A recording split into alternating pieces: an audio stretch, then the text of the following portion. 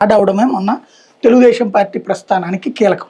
ఇప్పుడు తెలుగుదేశం పార్టీ సాధు సంతుల సదస్సులు లేకపోతే సమన్వయ కమిటీ, సాధారణంగా సాధువుల సమావేశం అంటే సాధువులకి సాధువు అధ్యక్షుడు అవుతాడు, కానీ నాన్ సాధువు ఎట్లా అధ్యక్షుడు అవుతాడు అంటే అక్కడ తెలుగుదేశం ఒక వ్యూహాత్మక కొంతమంది సాధువులతో పరిషత్ ఏర్పాటు చేసి నాన్ వ్యక్తిని తీసుకొచ్చి దానికి హెడ్గా పెట్టి నడిపిస్తోంది.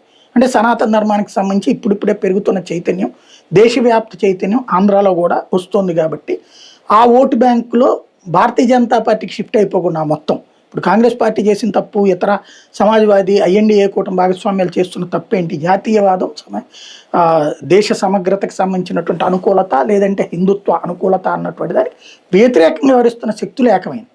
కాబట్టి హిందుత్వవాదులు జాతీయవాదులు అందరూ ఒక్కటై బీజేపీని గెలిపిస్తున్నారు.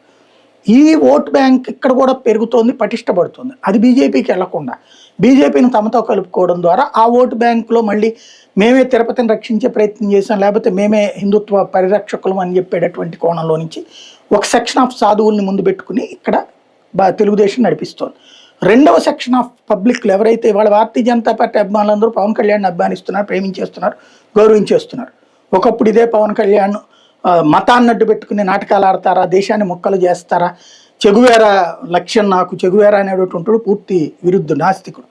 అట్లాగే పాకిస్తాన్లో వచ్చిన ఈయన పేరుతో వార్తలప్పుడు ఏంటది, సర్జికల్ స్ట్రైక్స్ 2 జరిగిందంటే ఎలక్షన్స్ అప్పుడు యుద్ధం చేసేటటువంటి అలవాటు ఉంది మనకి అన్నటువంటి పాట చెప్పారు అన్నటువంటి మాటలు ఈయన మాట్లాడినప్పుడు పాకిస్తాన్ మీడియాలో కూడా వచ్చినటువంటిది కూడా చెప్పుకున్నాం. ఆ రోజున కొన్ని వ్యతిరేకమైనటువంటి మాటలు మాట్లాడారు. బట్ అప్పుడు వచ్చింది